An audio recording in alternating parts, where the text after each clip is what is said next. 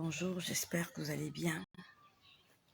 En ce samedi 4 février, moi, par la grâce de Dieu, nous allons tous bien.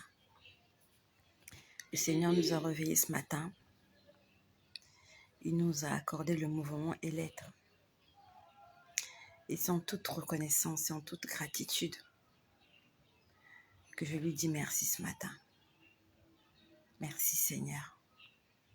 Merci. Et s'il nous a réveillés ce matin, ça signifie que notre mission sur terre n'est pas terminée. Notre mission, elle... Et deuxièmement, s'il nous a réveillés, cela signifie que nous devons corriger nos erreurs du passé. Nous sommes réveillés ce matin pour être des personnes matures. Nous sommes réveillés ce matin pour être des personnes meilleures.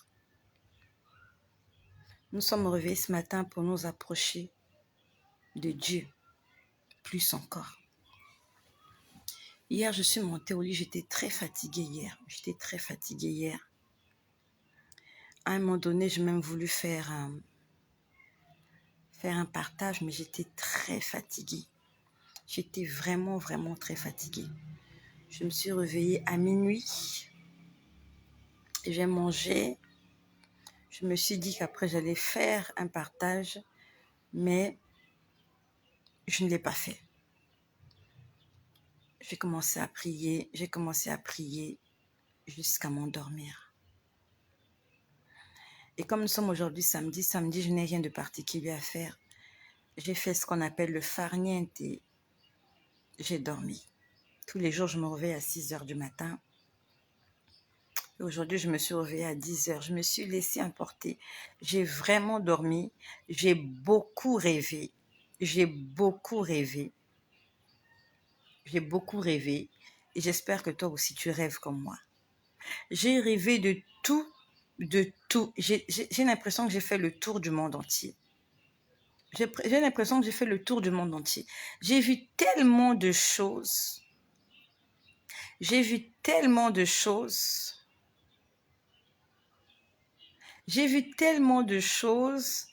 me suis dit, Seigneur, il faut que tu me les expliques. Parce que je n'ai pas envie de commencer à réfléchir un à un. Ah, j'ai vu cette image. Ça signifie quoi cette image? Seigneur, explique-moi. Donc, j'étais là tout à l'heure, j'étais allongée sur le lit. Il était 10 heures du matin. Là, je ne sais pas quelle heure il est. Voilà, il est 10h53, bientôt 11h. J'étais là, les petites sont venues dans la chambre. Je crois qu'elles cherchaient quelque chose. Je ne voulais vraiment pas me réveiller. Et il y a des jours comme ça qu'il faut que tu te reposes. Quand tu en as l'occasion, repose-toi. Toute la semaine, tu as travaillé, tu as torturé ton corps. Le samedi, repose-toi. Reste à la maison. Reste en famille. Je suis en train de m'adresser aux hommes. Les hommes, dès que c'est le week-end, ils prennent leur bagage. Ils changent de domicile. Si tu es un homme qui m'écoute, le week-end, reste à la maison. Reste avec ton épouse, reste avec tes enfants. C'est peut-être le seul jour de la semaine où vous pouvez passer du temps ensemble. Voilà. Donc j'étais là, j'étais réveillée, mais je ne m'étais pas encore levée du lit. Et j'étais en train de penser à tout ce que j'ai vu tout ce que j'ai rêvé en fait. Je me suis vue en train de me promener dans la rue, de parcourir de longues distances avec des hauts talons. C'était des talons rouges. Alors, c'est bizarre. Dans ce songe-là, est-ce qu'il y a quelqu'un qui est là? Non, il n'y a personne. Dans ce songe-là, les talons rouges qu'on m'avait demandé de porter, j'ai des talons comme ça, sauf que je ne les porte plus. Parce qu'ils sont vraiment très hauts. Je les portais quand j'étais. Est-ce qu'il y a quelqu'un qui est là? Il y a quelqu'un qui est là? Non, je suis seule. Et dans ce songe, on me demandait en fait, on m'a dit porte ces talons et marche avec dans la rue. Sauf que je sais que c'est impossible. J'ai les mêmes talents. Talents, quand je parle de chaussures talons, ce sont des chaussures talons. De très haut talons. Très haut, je ne sais pas combien de centimètres, mais je crois que ça a peut-être plus de...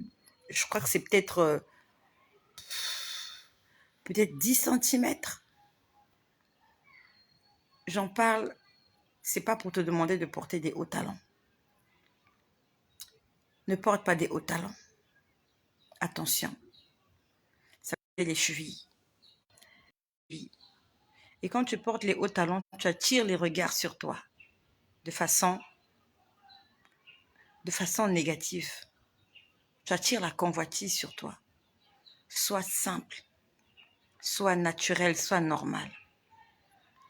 Comme il n'y a personne qui est là, je vais essayer de vous montrer ces talons-là. C'est pas possible de porter ces talons-là dans la rue. Sauf que dans mon songe, on m'a donné les mêmes et on me disait, en fait, j'avais un rendez-vous, je devais rencontrer quelqu'un.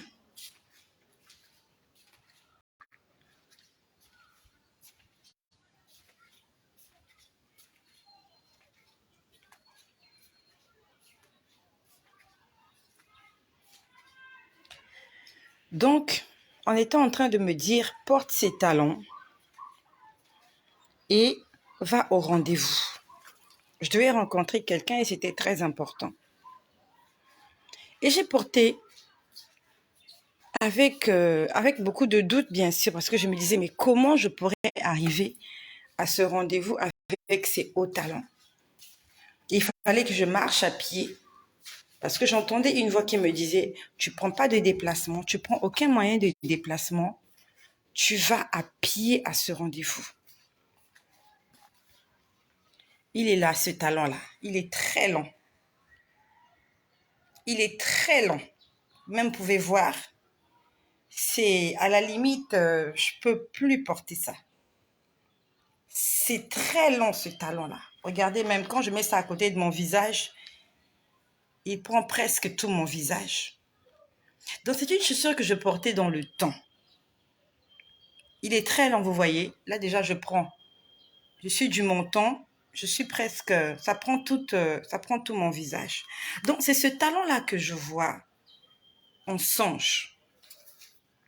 Et quelqu'un me dit, porte-le, va au rendez-vous. Je viens de loin. Je viens de loin. Et c'est ce genre de choses-là que j'aimais. C'est ce genre de choses-là que j'aimais.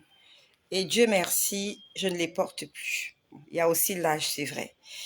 Dieu merci, je ne les porte plus. Et si tu as ce genre de choses, ne les porte pas, s'il te plaît. Tu vas te casser les pieds. Tu vas te les casser.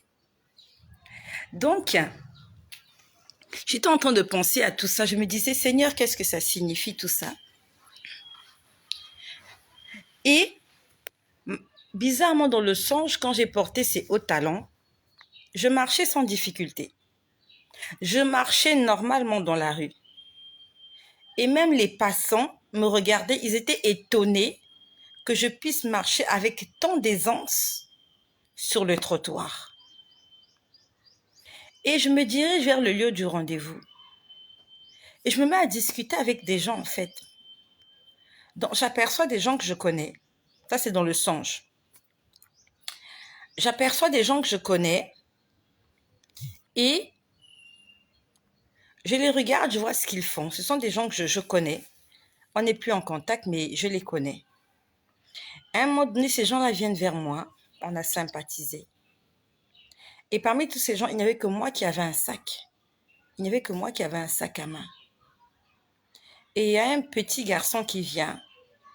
Il essaye de nous embrouiller. Et il met sa main dans mon sac. Il voulait me voler quelque chose dans le sac. Je l'ai empêché de le faire. Là, je suis toujours dans mon songe. Je l'ai empêché de le faire. Il est parti. Il y a un autre qui vient. Pendant que j'ai discuté avec ces gens-là, ça c'est dans mon songe. Il y a un autre qui vient. Il vient carrément mettre sa main dans mon sac. Je l'ai empêché. Il est parti. Après, j'ai pris mon sac. J'avais mon sac sur mon épaule gauche. J'avais mon sac sur mon épaule gauche. J'ai fait le tour. Et c'est bizarre, mon sac n'avait pas de fermeture, c'était ouvert. Donc, ça veut dire que on voyait ce qu'il y avait à l'intérieur. Et c'est exactement le sac que j'ai. J'ai un sac en cuir. La fermeture est cassée, en fait. J'ai un sac, la fermeture est cassée. Et j'ai la lourdeur de réparer cette fermeture-là. C'est exactement le sac que j'ai. Il est où ce sac-là? Oui, il est là. La fermeture est cassée. Et ça fait des années, j'ai la lourdeur. Je me suis dit, je reste avec comme ça. Et quand je sors avec, en fait, quand je sors, je fais attention. Sauf que dans mon songe, je mets mon sac sur mon épaule gauche. J'ai fait le tour. Je suis allée attraper ces gens-là, ces voleurs. Je les ai bastonnés avec mon sac accroché aux épaules. Je les ai frappés. Je les ai bien frappés et j'avais mes talons aux pieds. Je les ai frappés. Je les ai tellement frappés que les gens sont venus à leur secours pour les prendre parce que j'étais prête à leur faire du mal. En dehors de ça, j'ai vu beaucoup de choses. Et quand je me réveille, je pense à ça. Je dis, Seigneur, que signifie tout ça? Et j'aimerais te dire que si tu t'es réveillé le matin et si tu te rappelles du songe que tu as fait, essaye de rester tranquille et demande au Seigneur qu'est-ce que cela signifie. En dehors de ça, j'ai vu beaucoup d'autres choses. Mais déjà, le fait qu'on ait essayé de me voler 2 fois, ça signifie qu'on veut me voler quelque chose. Quelque chose qui est dans mon sac. Et dans son sac, on met des choses importantes. Lorsque tu as un sac à main, les choses qui sont à l'intérieur sont des choses importantes. Et généralement, lorsqu'on a des choses pas importantes, on les met dans des sacs pour faire des courses. Là, on peut les trimballer, on peut les tirer dans un trolley. Mais dans le sac à main, il y a des choses qui sont importantes. Dans ton sac à main, tu as ton téléphone portable, tu as tes cartes de crédit, tu as tes papiers, tu as ta carte d'identité, tu as ton passeport, tu as ton argent, tu as peut-être les clés de ta voiture, tu as les clés de ta maison, tu as un trousseau de clés. À la limite, le sac à main détient beaucoup de richesses. C'est pour ça qu'on le porte à la main, sous les aisselles, on le tient fort. C'est différent de quand tu fais des courses, tu as des sacs en main et tu te promènes. Donc, ça veut dire qu'on veut entrer dans mon intimité, on veut entrer dans ma zone de confort pour me voler quelque chose. Et ils ont essayé de le faire 2 fois. Et je vous ai dit, ce sont des jeunes garçons. Ça veut dire que ce sont des gens qui n'attirent pas votre regard. Ces gens-là ne ressemblaient pas à des brigands. Ils ne ressemblaient pas à des gangs. Donc, ça veut dire que ce sont des gens sur qui, à la limite, tu ne t'arrêtes pas. Tu ne peux pas imaginer qu'il va te voler. C'est un petit garçon qui est venu. Après, c'est un jeune adolescent. Et quand il s'approchait, je n'imaginais pas qu'il serait tenté à essayer de mettre... Non, mais ils ont mis leurs mains dans mon sac. On se regardait, ils ont pris leurs mains, ils ont mis la main dans mon sac. En fait, le Seigneur a envie de m'envoyer un message. Qu'on va essayer de me voler quelque chose. Peut-être qu'ils ont essayé, mais si ils ont essayé, ils n'ont pas pu, ils vont encore réessayer de le faire. Et deuxièmement, les talons. C'est pas évident de marcher avec les talons, ça fait mal aux pieds. À la limite, lorsque vous avez porté des hauts talons toute la journée, lorsque vous rentrez chez vous, il y a juste un ouf de soulagement. À la limite même, lorsque vous êtes dans la rue, vous avez envie de les enlever et de porter des tongs, des tapettes, d'être tranquille. Et on ne peut pas courir avec des talons. On ne peut pas marcher longtemps avec des chaussures hautes. On aura mal aux pieds, on aura des ampoules, on peut se casser la cheville. Mais sauf que moi, je marchais aisément avec ces talons. En fait, Dieu était en train de me dire, je t'ai donné un fardeau. Un fardeau, mais tu vas pouvoir avancer avec ce fardeau-là. Pour certaines personnes, ça sera difficile d'avancer avec ce fardeau. Ce sont ces talents-là qu'on m'a donnés. C'est pas évident de marcher longtemps avec. Tu peux parcourir quelques mètres. Après, tu vas les abandonner. Mais moi, j'ai parcouru des centaines de mètres avec, peut-être même 1 kilomètre, et j'étais à pied. Donc, le Seigneur était en train de me dire, je t'ai donné un joug. Le joug, c'est une charge. Le joug, c'est un poids. Et il était en train de me faire comprendre que le joug que je t'ai donné, tu pourras le supporter. Les gens seront étonnés de te voir trimballer ce joug-là partout. Mais tu vas le supporter pendant une longue distance. N'aie pas peur. Il ne faut pas interpréter les choses mot à mot. Ce n'est pas parce que tu as vu que tu as rêvé des talons hauts, tu as porté des hauts talons, que tu te réveilles le matin, tu dis, ah, le Seigneur, on dirait, veut que je porte cette paire de chaussures-là. Non. Il y a un message codé. Demande à Dieu, le talon signifie quoi? La chaussure talon signifie quoi? Quand on nous parle des armes de l'esprit, on nous parle des chaussures. Revêtez à vos pieds des chaussures, les chaussures qui sont les ailes de l'évangile. Ça fait partie de l'armure spirituelle. Les ailes de l'évangile. Normalement, quand on va au combat, on doit avoir des chaussures décentes qui te permettent de faire toutes sortes de mouvements.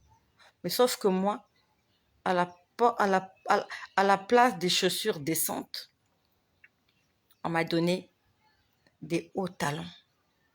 Et on m'a dit, tu peux marcher avec, tu peux courir avec, tu peux faire tout ce que tu veux. Ça va étonner les autres, mais toi, tu te sentiras bien à l'intérieur. N'interprète pas les songes mot à mot. Et en plus, mes talons étaient rouges et étaient exactement aussi dorés comme ça. Vous avez vu mon talon là? Il est rouge et il est doré. La couleur rouge, c'est la couleur de la gloire. Hier, j'ai ma fille, ma petite de 6 ans, qui me dit que la couleur rouge, c'est la couleur du diable. Parce que j'ai une couette rouge-noir. Et j'étais en train de faire le lit hier et me disait, le rouge, c'est la couleur de Satan. Le noir, c'est la couleur de Satan. Elle me dit aussi, le vert, c'est la couleur de Satan. Je dis, mais qui t'a dit ça? Elle me dit, oui, Satan, sa peau est verte. Je ne sais pas où est-ce qu'elle a eu ça. Ça s'est passé hier matin. Elle me dit, Satan, sa peau est verte. Elle me dit, il vit dans une maison de couleur rouge et à l'intérieur de la maison, il fait noir. Je lui ai posé la question, j'ai dit, mais qui a créé les couleurs? Elle m'a dit, c'est Dieu. J'ai dit, mais Satan n'a fait que voler les couleurs que Dieu a créées. Satan n'a rien créé. C'est Dieu qui a créé le rouge. Dans chacun d'entre nous, nous avons un liquide qu'on appelle le sang. Et le sang est de couleur rouge. C'est Dieu qui a créé le sang. La pupille de tes yeux, je ne sais pas si tu as des yeux bleus, des yeux noirs, des yeux marrons, des yeux noisettes, j'en sais rien. Mais moi, là, c'est noir. Et c'est Dieu qui l'a créé ainsi. J'ai dit à ma fille, ce ne sont pas les couleurs du diable. Le diable a volé ces couleurs pour que les gens croient que ces couleurs-là lui appartiennent. Et moi, j'aime le rouge. J'aime la couleur rouge. Je ne sais pas si vous avez remarqué, mais j'aime beaucoup le rouge. Donc, n'interprète pas les songes mot à mot. Demande au Seigneur qu'est-ce que cela signifie. Et j'étais là sur mon lit, je pensais à tout ça. Je disais, ok Seigneur, j'ai compris pour les talents. J'ai compris qu'on veut me voler quelque chose. On a essayé, mais qu'on n'a pas pu. Et que tu m'as donné la force de pouvoir tabasser ces gens-là. Et après, je dis, Seigneur, ce que j'ai vu, tout le reste. Parce que j'ai vu beaucoup de choses. J'ai vu beaucoup de choses. J'ai dit, Seigneur, je sais que tu m'as beaucoup parlé cette nuit, mais je ne pourrais pas me rappeler de chaque détail. J'ai dit, Seigneur, explique-moi. Explique-moi ce que ça signifie. J'ai entendu audiblement. J'ai entendu audiblement la montagne.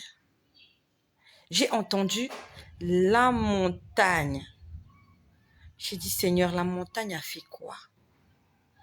J'étais allongée sur mon lit. Je ne voulais pas me réveiller. Enfin, je ne voulais pas me lever. J'étais réveillée, mais je n'avais pas encore quitté le lit. Je me dis, la montagne a fait quoi? Il m'a dit, c'est le moment d'aller à la montagne. Il m'a dit, c'est le temps d'aller à la montagne. Donc, en dehors des faits que j'ai rêvé des chaussures et des gens, j'ai vu tellement de choses. J'ai l'impression que j'ai voyagé dans le monde entier. Donc, j'ai fait des choses dans mon rêve. J'étais là, j'ai vu des ex-collègues, j'ai vu des choses, j'ai vu tellement de choses. J'ai dit, Seigneur, résume-moi tout ça.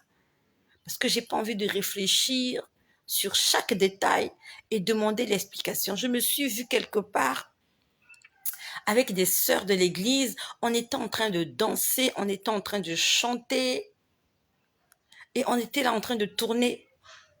On était en train de tourner. On n'était pas nombreuses, maximum 5. Donc j'ai dit, Seigneur, tout ça, résume-moi ça en un mot. Il m'a dit, la montagne. La montagne. Il est temps d'aller à la montagne. Lorsque les enfants d'Israël sont sortis d'Égypte, ils ont été divinement conduits par la main de Dieu dans le désert. Et la mission que Dieu avait donnée à Moïse, c'était de les amener au mont Sinaï. C'est là qu'ils devaient rencontrer Dieu. C'est à la montagne qu'on va rencontrer Dieu. Parce que la montagne, c'est le synonyme de s'élever aussi. Tu dois marcher, tu dois aller sur les hauteurs. Et quand tu vas sur les hauteurs, tu t'éloignes de la civilisation. Tu t'éloignes du bruit. Tu t'éloignes de la distraction. Et quand on lit l'histoire de Jésus, on dit que chaque matin, il allait prier à la montagne. La montagne, c'est le fait de se mettre à part. La montagne, c'est le fait de sortir de ce monde, de s'éloigner. Et à la montagne, il n'y a pas vraiment de nourriture. À la montagne, c'est un endroit de réflexion. C'est un endroit de méditation. C'est un endroit où on cherche quelque chose. Dans les hauteurs, s'élever. Donc, c'est comme si Dieu disait, c'est le moment de sortir de la distraction. Il n'y a pas beaucoup de gens qui vivent à la montagne. Et ceux qui vivent à la montagne, ce n'est pas gai pour eux. Aller vivre à la montagne, il y a une vie rude là-bas. Ce n'est pas évident. Là-bas sur la montagne, il n'y a pas Wi-Fi. Il n'y a pas l'électricité. Il n'y a pas tout ce que tu peux trouver dans la ville. À la montagne, il n'y en a pas. Et la montagne, c'est une pente. Ça veut dire que lorsque tu es sur la montagne, tu dois être sur tes gardes. Tu peux glisser. Tu peux tomber. Il y a des pierres. C'est rocailleux. Prends-le comme tu veux. Mais ce qui est sûr, c'est que Dieu veut que nous puissions sortir de l'ambiance qu'il y a autour de nous mettre à part. Il m'a dit, la montagne. C'est le moment d'aller à la montagne. Et après, j'ai vu le chiffre 12. J'ai vu le chiffre 12. Donc après qu'il ait dit la montagne, j'ai vu 12. Beaucoup de personnes me diront, ça signifie quoi 12? Il y a beaucoup de choses cachées dans le chiffre 12. 12, comme les 12 tribus d'Israël, qui sont une référence dans la Bible. 12, comme les 12 mois de l'année. L'année a 12 mois. Ça veut dire que tant que les 12 ne sont pas arrivés, l'année n'est pas terminée. 12, Jésus a commencé son ministère à 12 ans. Après qu'il ait disparu, quand Hérode voulait le tuer, ils sont allés en Égypte avec Marie et Joseph. Quand ils sont revenus, on ne parle pas trop de ce qui s'est passé lorsqu'ils sont revenus, ni de ce qui s'est passé lorsqu'ils étaient en Égypte. Mais on nous dit que Jésus, à l'âge de 12 ans, il se retrouve dans le temple en train de discuter avec les docteurs de la loi. Il avait 12 ans. 12 ans. Les disciples de Jésus étaient plusieurs personnes qui marchaient avec lui. Jésus avait beaucoup d'adeptes, il avait beaucoup de fidèles. Mais parmi ces fidèles-là, il n'en avait choisi que 12. 12, la Bible nous dit que dans le royaume des cieux, dans la Nouvelle Jérusalem, il y a 12 portes. Et que ces portes-là, il y en a 3. Non, il y en a 4. Il y en a 3. On nous parle dans le livre d'Apocalypse que la cité divine, qu'on appelle la Nouvelle Jérusalem, elle est carrée. Elle est carrée et à chaque côté, il y a 3 portes. Et quand on fait le total des 3 portes, ça fait 12. Et pourquoi c'est carré? Un carré est une figure géométrique dont les côtés sont égaux. Donc, il n'y a pas un côté qui dépasse l'autre. C'est exactement parfait. Si un côté a 2 cm, tous les autres côtés ont 2 cm. Quelque part, quand on voit cette ville, quand on parle de cette ville carrée, on peut parler de la perfection. Dieu ne fait pas de parti pris. Dieu veut la perfection. Si c'est 2 cm, c'est 2 cm partout. Si c'est 4, c'est 4. La Nouvelle Jérusalem n'est pas triangle. Elle n'est pas rectangle. Elle n'est pas losange. Elle n'est pas ronde. Va lire Apocalypse. C'est une ville carrée. Les 4 côtés égaux. Attention. Quand Dieu a marqué des limites, nous devons les respecter. Dieu veut que nous soyons carrés. Et dans notre jargon de tous les jours aussi, on utilise le terme carré. Quand on dit que cet homme est carré, ça veut dire que cet homme-là a des limites. Il a des préceptes. Il a des lois. Quand on dit cette femme-là, elle est carrée, hein, ça veut dire qu'elle a établi des lois dans sa vie, qu'elle ne laissera personne violer ces lois-là. Ah, faut faire attention, à la femme-là, elle est carrée, hein, ça veut dire qu'elle n'est pas flexible. Tu ne peux pas la corrompre. Tu ne peux pas la tromper. Et notre Dieu, il est carré. Et dans cette ville qu'il a construite, la Nouvelle Jérusalem, la forme de cette ville est carrée.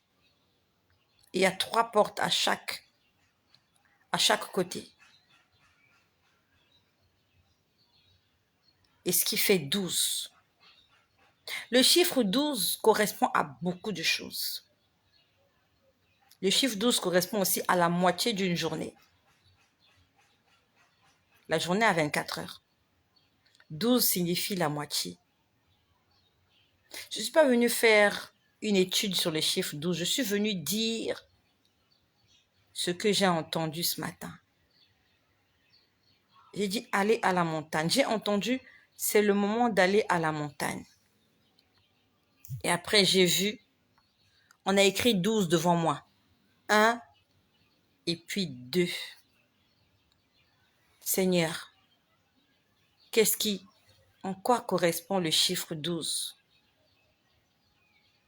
En quoi correspond le chiffre 12? Est-ce que c'est 12 jours? Est-ce que c'est 12 mois? Est-ce que c'est 12 heures? Est-ce que c'est 12 ans? Le Seigneur nous répondra un jour. Le Seigneur nous répondra. Mais en attendant, allons à la montagne. Sortons du milieu d'eux. Allons à la montagne. Dieu nous attend sur la montagne. Il y a des choses que nous allons vivre sur la montagne. Et des choses que nous allons voir sur la montagne. Même si tu n'arrives pas à monter, arrive déjà au bas de la montagne, au pied de la montagne. Quand Israël est arrivé, tout le monde n'est pas monté. Il n'y a que Moïse qui était monté. Mais eux, depuis le bas, ils voyaient la montagne trembler. Ils voyaient le feu sortir de la montagne. Ils entendaient la voix de Dieu. Ils entendaient la voix de Dieu. Et ils avaient peur. Il y avait le tonnerre. La montagne était envahie d'une épaisse nuée. Et même au pied de la montagne, les enfants d'Israël pouvaient sentir la gloire de Dieu. Approche-toi de la montagne. Dieu a des choses à te dire. Dieu aimerait parler à quelqu'un. Dieu aimerait se révéler à quelqu'un. Mais ça se passe à la montagne. Voilà ce que j'ai entendu ce matin. Dieu ne m'a pas donné la signification de tout mon périple de songes que j'ai fait. Il m'a montré qu'il y a quelqu'un ou des gens qui voudront essayer de me voler des choses. Et il m'a montré qu'il m'a donné la possibilité de supporter ce qu'il m'a donné comme charge. Et après, il m'a dit, c'est le moment d'aller à la montagne. Cherche ton Dieu. Cherche-le de tout ton cœur. Tous les jours, le Seigneur m'enseigne. Il m'a enseigné sur quelque chose, sur la foi. Et je prie qu'il me donne la force de revenir tout à l'heure afin de vous révéler ce qui m'a parlé au sujet de la foi. En attendant, je prie que le Seigneur continue l'œuvre qu'il a commencée dans la vie de chaque personne ici. Que le Seigneur prenne le contrôle de ta vie. Que le Seigneur prenne le contrôle de ta maison. Sois fortifié, sois guidé par le Saint-Esprit. Que le Seigneur t'aide à t'éloigner des mauvaises compagnies et à t'éloigner des convoitises des yeux. Au nom puissant de Jésus, notre Seigneur et notre Dieu. Amen.